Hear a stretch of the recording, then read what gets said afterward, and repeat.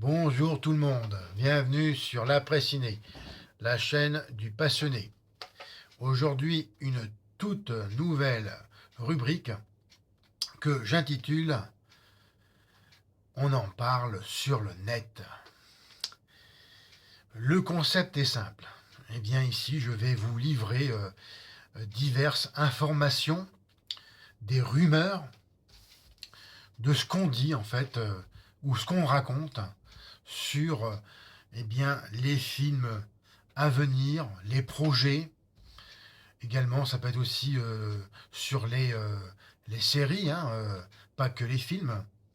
Et toutes les infos en fait, concernant eh bien, le cinéma qui m'intéresse, c'est-à-dire principalement les films de genre, n'est-ce pas? Et aussi les films que j'adore aussi, les super-héros. Et héroïnes surtout. Bien. Alors, eh bien, pour commencer cette toute nouvelle rubrique, je vais vous parler eh bien, de ce projet. Voici ce qui est eh bien, été annoncé sur la toile il y a eh bien, en tout début d'année et que j'ai pris en fait voilà que j'ai pris comme info récemment hein, à fin avril. Alors depuis quelque temps, une rumeur persistante circulait sur la toile, celle d'un film réunissant le gratin des plus célèbres icônes du cinéma d'épouvante de ces 40 dernières années.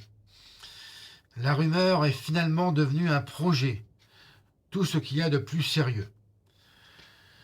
Death House est bel et bien sur les rails et devrait sortir soit cette année, hein, au courant hein, de cette année 2016, voire l'an prochain. Attention, ça envoie du lourd. Le scénario, pour l'instant, enfin de ce qu'on en sait, hein, il n'y a pas plus de développement que ça, mais il serait le suivant. Le gouvernement américain cache une infrastructure souterraine, surnommée Death House, abritant les 9 pires degrés de l'humanité.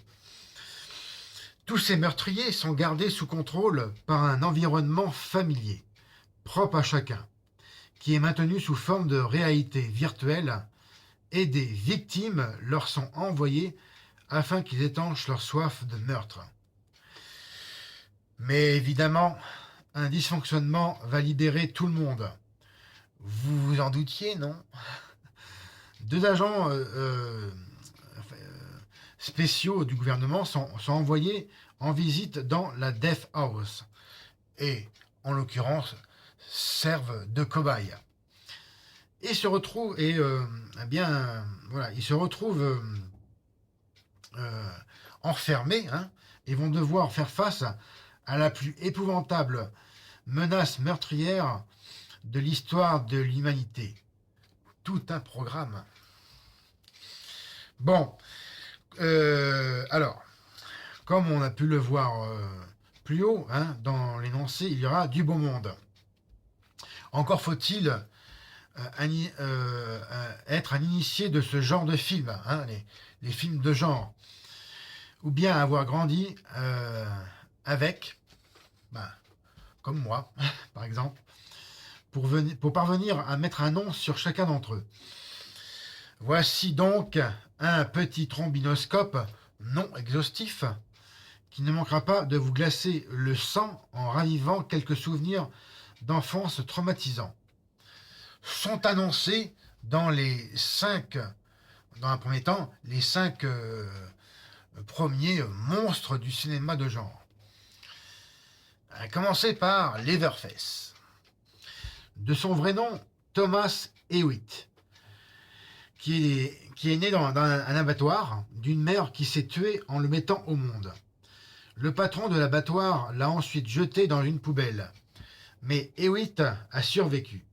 Son surnom, qui peut se traduire littéralement visage de cuir, s'explique par le fait qu'il se confectionne de nouveaux visages avec la peau de ses victimes, en plus de toujours se trimballer avec une tronçonneuse. Voilà. C'est vraiment voilà, une des icônes du film de genre. Alors, moi, je vais vous dire en fait, donc ça, c'est pas moi qui écrit, qui ai écrit ce texte. Hein, c'est le résumé que j'ai imprimé sur une feuille.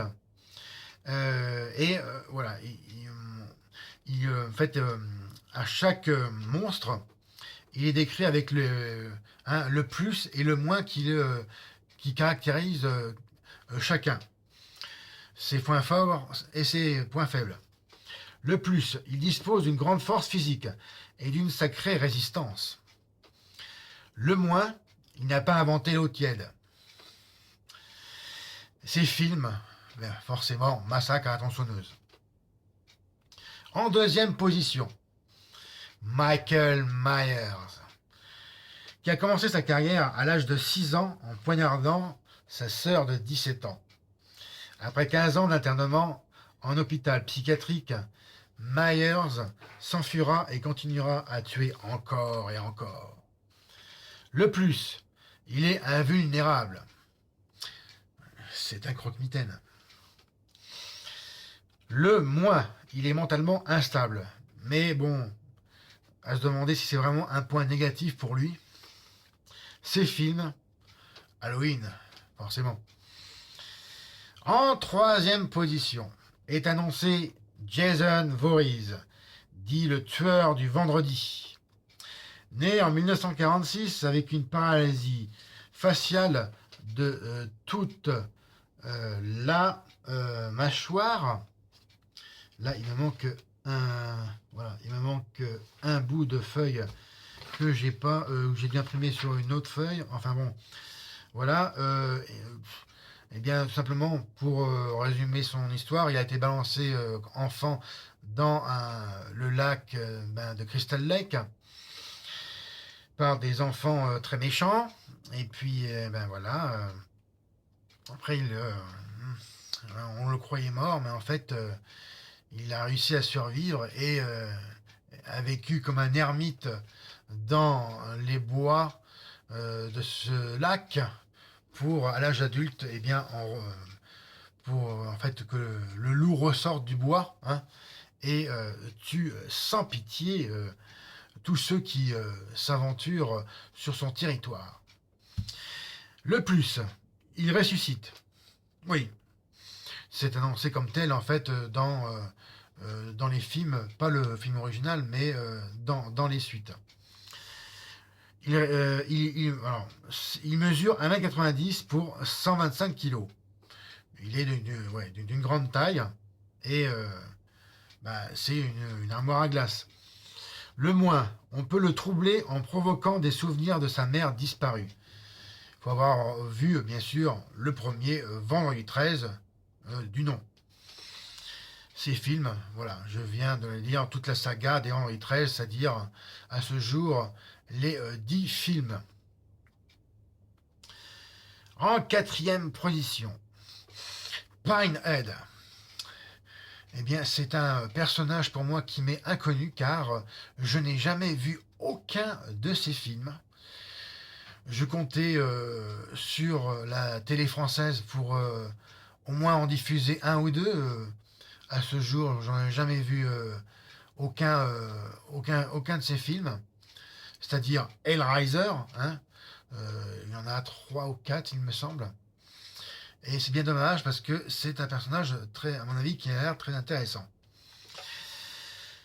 Autrefois, le capitaine Elliot Spencer, vétéran de l'armée britannique, ayant combattu durant la Première Guerre mondiale, dans sa biographie fictive, en fait, c'était avant qu'il devienne Pinehead, il est indiqué qu'il a fini par perdre foi en l'espèce humaine après la bataille des Flandres, c'est-à-dire pendant la guerre de 1914-1918, si je ne me trompe pas, alors qu'il était autrefois respecté et respectueux de ses semblables.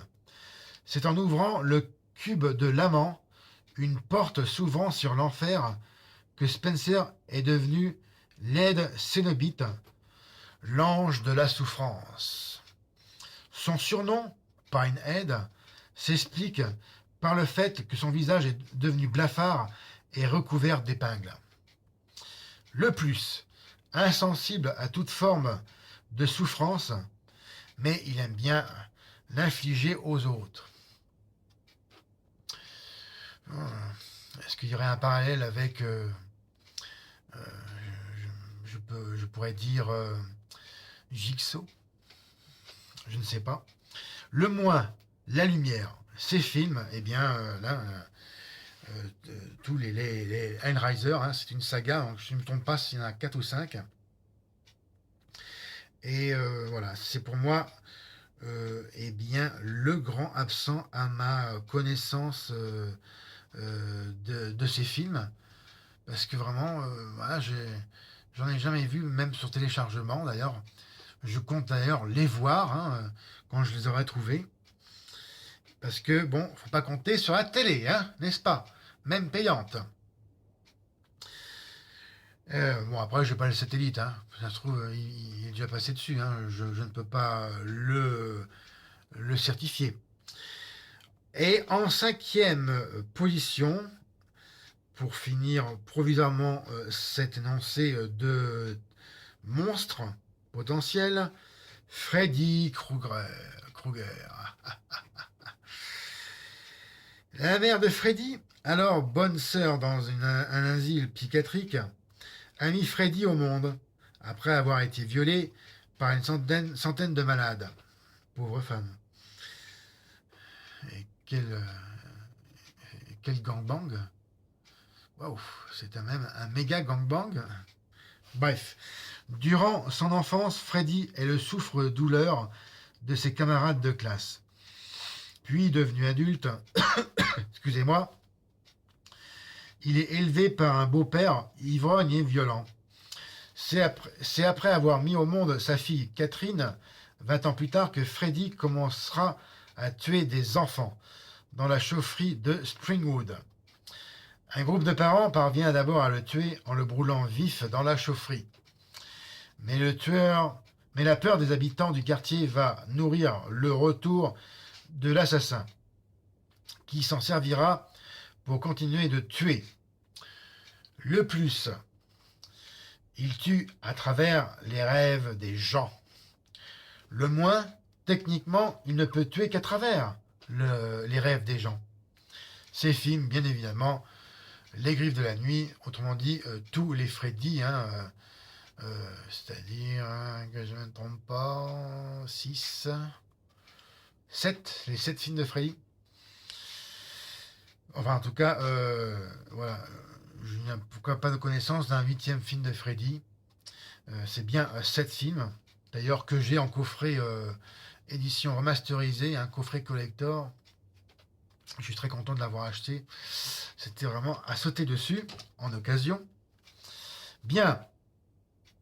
Après, la porte est toujours ouverte pour, eh bien, là on a les 5 niveaux qui sont présentés, c'est-à-dire hein, les 9, on a déjà les 5 degrés d'humanité, il en reste 4, si je compte bien. Aux abonnés absents, il y a pour moi eh bien, la maléfique poupée de Chucky. Même bon, c'est de la comédie d'horreur, mais enfin bon, hein, c'est quand même voilà, des films cultes. On peut la rajouter en 6e position. Je vais parler de Jigsaw. Oui, le tueur au puzzle de la saga horrifique, hein, bien sûr, de Saw.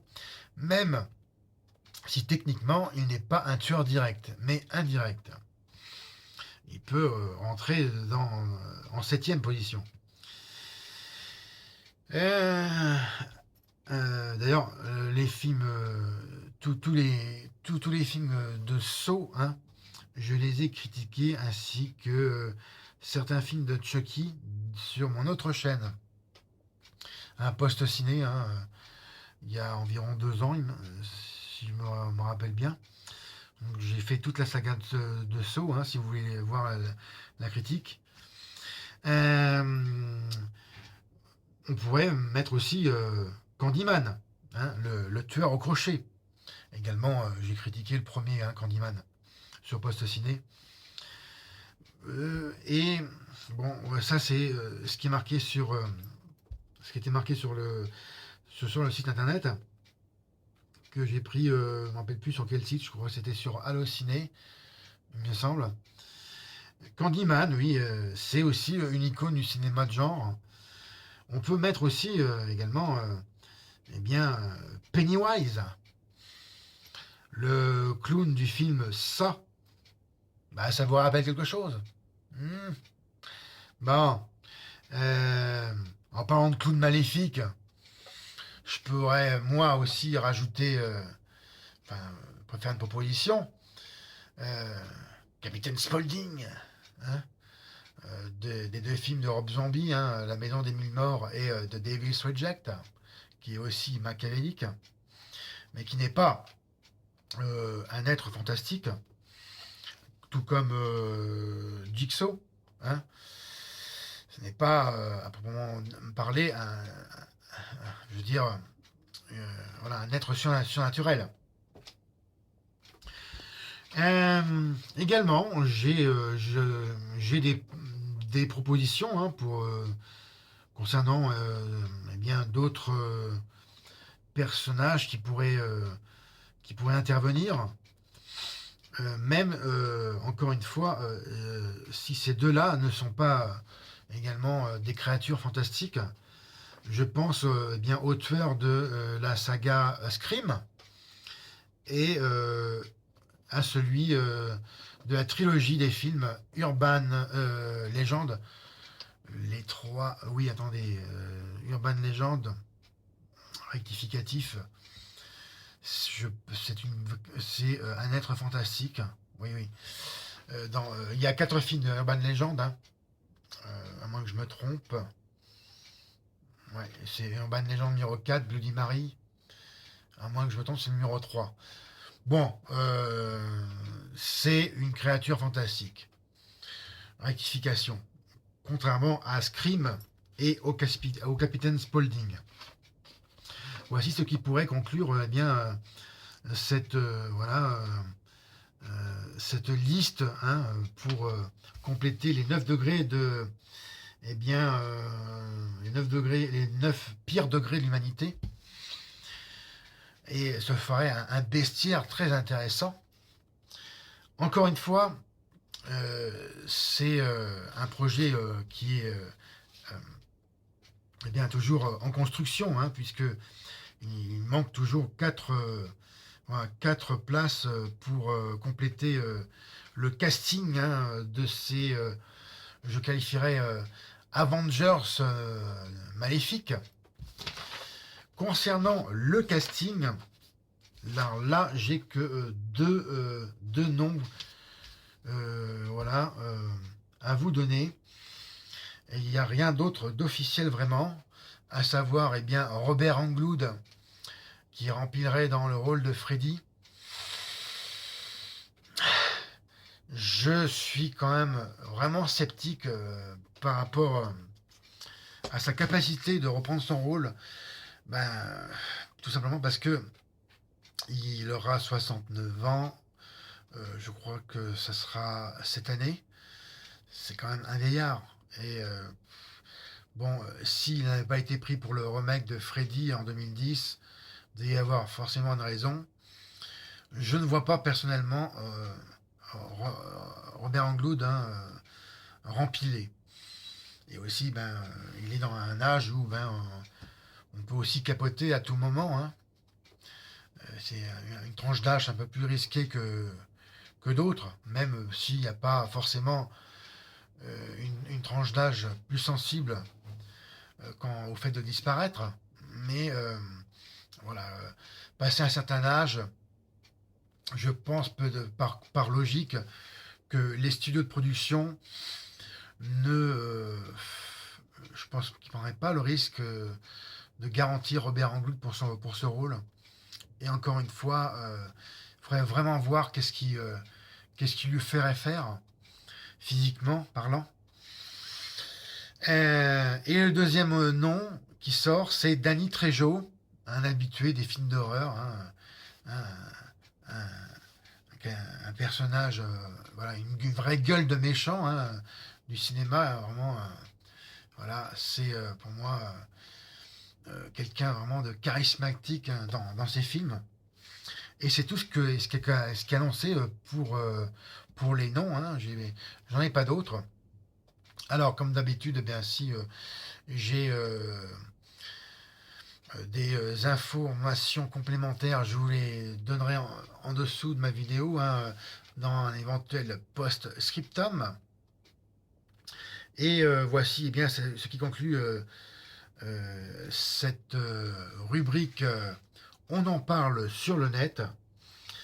Alors, à retenir pour cette première tranche de monstres de l'horreur, Leatherface, Michael Myers, Jason Voorhees, Pinehead et Freddy Krueger. 5 noms qui seraient déjà officiels. Il reste à compléter les 4 derniers pour ce Death House, vraiment qui pour moi est oui, pour moi c'est un Avengers, hein, des monstres, et ça a l'air vraiment très alléchant. Reste à savoir si déjà il sortira au cinéma, sera-t-il projeté en 3 dimensions, et surtout eh bien quel réalisateur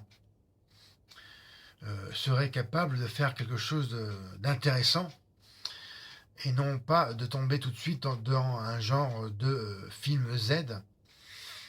J'espère vraiment pas.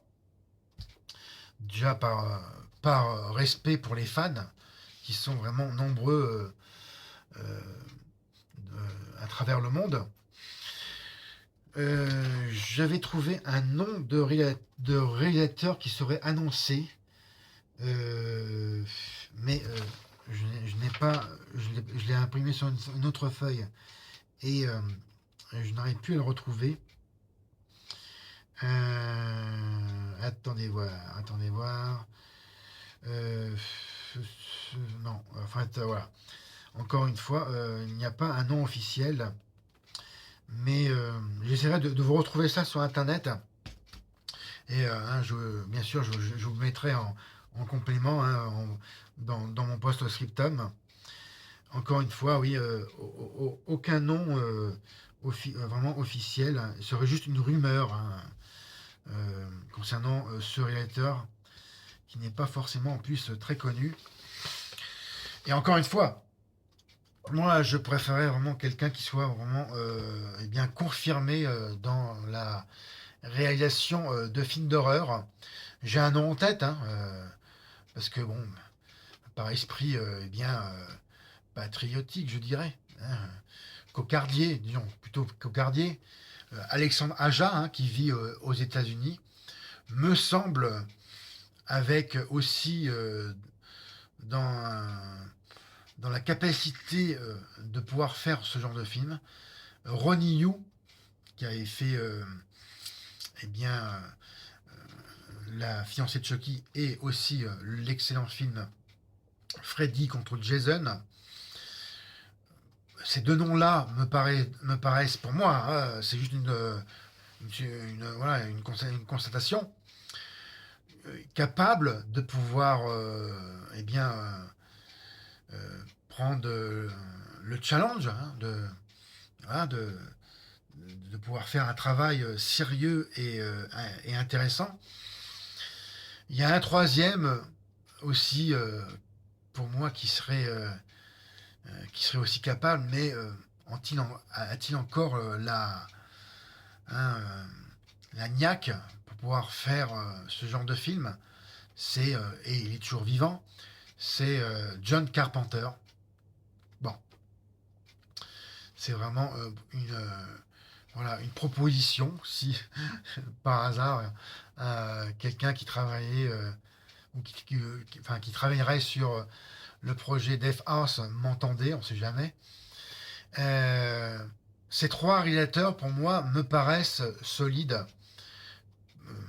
plus particulièrement les deux premiers, hein, Alexandre Aja et Ronnie Yu. Et encore, je pourrais mettre un quatrième nom qui ne m'arrive pas en tête, euh, mais il ne faudrait vraiment pas prendre quelqu'un qui n'a pas fait ses preuves et dans sa filmographie et surtout dans sa façon de pouvoir appréhender, eh bien, c'est quand même un défi hein, de faire voilà, ce film, hein, ce projet. Voici ce qui conclut cette vidéo pour aujourd'hui. Alors j'espère eh bien, que ce concept vous plaira, hein, parce que régulièrement je ferai des vidéos hein, avec des informations croustillantes, peut-être aussi des suppositions, rumeurs ou peut-être de l'intox. Peut-être aussi c'est à nous de vérifier, à vous de voir si eh bien ce qu'on en dit sur le net, c'est pas tout simplement des bêtises. Hein. Et laissez-moi, comme d'habitude, vos commentaires en dessous hein, ma vidéo. Mettez-moi un M si vous avez aimé. N'oubliez pas de suivre également mon actualité hein, sur mon compte Twitter, l'après ciné. Et encore mieux, abonnez-vous à ma chaîne. C'était Fred. Et n'oubliez pas, Death House, définitivement pour moi, un projet vraiment à suivre de très près. Je pense plutôt que ce sera plutôt, enfin, comme il y a vraiment, ces informations sont, pour conclure, hein, ne sont pas voilà, finalisées. Je pense sincèrement pour une sortie en 2017. Bonne continuation et je vous dis à bientôt pour une critique de film plus DVD. Ça fait un petit moment que j'en ai pas fait. Et il s'agira du film d'ailleurs que je vous présente ici tout de suite. Et voilà, Freddy contre Jason en édition collector. Alors, est-ce qu'ils vont se retrouver dans ce film pour s'affronter ou alors seront-ils en coopération pour éliminer ces deux agents du gouvernement? Affaire à suivre. Salut. C'est-à-dire, ils se retrouveront dans le film Death House, pas dans celui-ci, hein, je précise. Voilà, faut mieux préciser que voilà, partir sur quelque chose que en fait non, c'était pas du tout ça que je voulais dire. Que des fois dans ma tête, ça fuse. Allez, à bientôt. Bye bye.